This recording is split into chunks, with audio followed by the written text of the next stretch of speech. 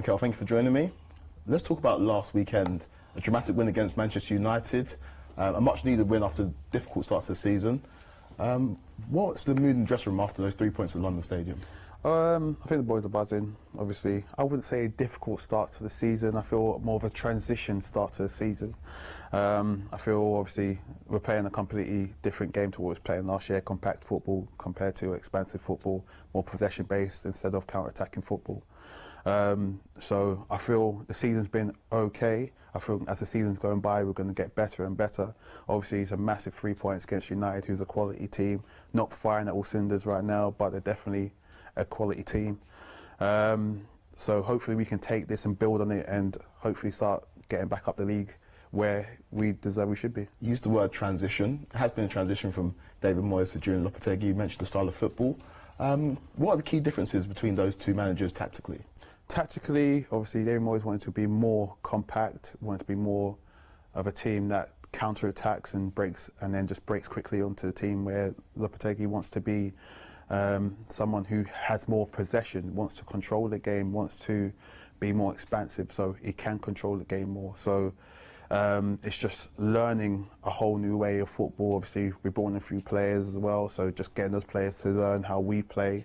It's definitely a transition, and I feel as time's going by, we're going to be better and we'll grow. And you mentioned the game against Manchester United. It was a dramatic win, a penalty at the death. Controversial penalty given in your favour, the Matthias de Ligt foul on Danny Ings. VAR gave it. What's your views on VAR? Honestly, I don't like VAR.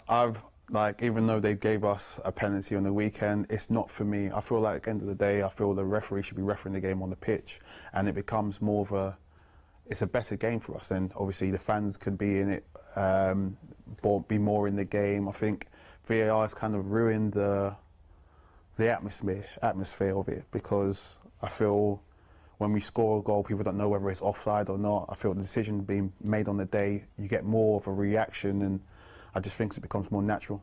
And do you think you have that viewpoint because of your history in playing non-league football, where it's completely different to playing in the Premier League, where there are cameras, there is VAR, there's interference from officials who are not on the pitch? Do you feel like your non-league roots have contributed to your opinion on VAR? No, I just feel, obviously, I was playing in the Premier League before VAR even came in. I just feel it was just more the fact that I felt football was more natural before VAR came in. I feel like when you've hit the back of the net, you don't need to worry that is it a goal or is it not a goal? Was I offside by a toe or not? If the flag's, you look over to the line, if the flag's not up, you're running off and you're celebrating and you know you've scored a goal. So I feel like it's kind of ruined the passion of the game for that basis only. Obviously, we had the opportunity to vote it out last year, but the clubs decided to keep it in because the clubs obviously felt like it's something that's good for the game. So it looks like it's not going to go anywhere, so we naturally just got to get used to it. We talked about the change in the dugout from David Moyes to Julen Lopetegui. There's been a lot of change in the dressing room as well, a lot of investment in the summer, bringing in players. How have those new players settled in? They settled in very well, to be fair. I feel like they brought some new quality into the team. Max Kilman has been a solid centre-half for us at the back. Then Guido, very controlling in midfield. We've got Chris Somerville, who just got his very first goal on the weekend.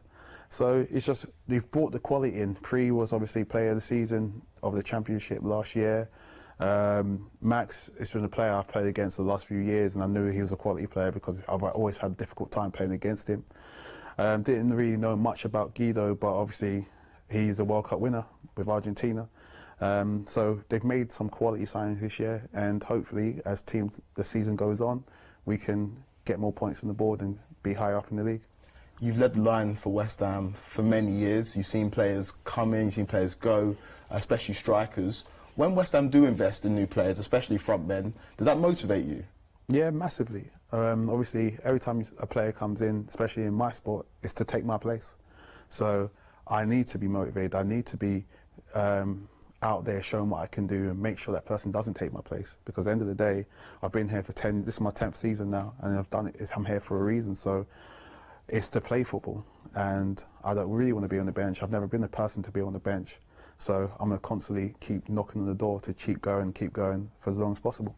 You're West Ham's all-time leading goal scorer in the Premier League. You talked about motivation there. What goals do you set at the beginning of the season? What motivates Mikel Antonio at this stage of your career? Goals, assists. That is my goal. Especially with Jared knocking down at my door as well. He's got 6 years on the contract as well, so I need to put that distance in between him. I think he's 21 goals behind me right now, and that is my passion right now, to get as far as away as possible from him, knowing that he's got a lot more years than me. He's on penalties though. He's on pens. Yeah, it's not on pens. Lucas is on pens, but Lucas was off with me at the time. I'm not gonna lie, if I was on the pitch, I would have fought him for that ball.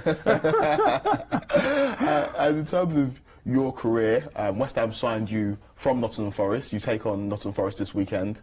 They're a very good side this season under Nuno. He's got them structured and organised, pretty similar to what West Ham were like under David Moyes a couple of seasons ago. What have you made of Nottingham Forest starts of the season? No, it's been quality. They've been showing some unbelievable football. Chris Woods, I think, scored a lot of goals under him since he's taken over. But it's just their defensive record as well, how well they're not really conceding much. But end of the day, it's the team that turns up on the day. We've got a good 3 points now against Man United, and we can hopefully take that confidence into the game and get 3 points there. What's your memories of playing at the City Ground for Nottingham Forest?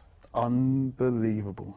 It was an unbelievable year. I enjoyed every minute of it. The fans there were unbelievable as well. So, like, I always enjoy going back to the City Ground, and yeah, I loved every moment of being at that club. And if you score, will you celebrate against them? I'll never celebrate against. I'll never ever celebrate against them. The year that I had there kind of made me as a player that I am today. So I always have respect for the club, and I'll never celebrate there. Even though I've not been there for 10 years, I have that much respect for them that I'll never do that. And you mentioned Chris Wood. He's a striker on fire this season, scored 7 goals in 9 Premier League games. Only Erling Haaland scored more goals than him in the league. As a fellow striker, what is it that makes him so special, makes him so effective in the Premier League? Obviously, he's a big man who can play off. Obviously, he's tall. He can also get the headers, but he's got quality finishing. So he gets his opportunities and he takes them. From West Ham's point of view, after a transitional start, let's say, to the season, you've won 2 out of your last 3 league games. What are the expectations between now and the end of the season? End of the season is to win as many games as possible. Right now, because we're in the transition stage, we do want to finish in Europe. That's one place that we're always looking at. So it's going to have to be Europe in my eyes.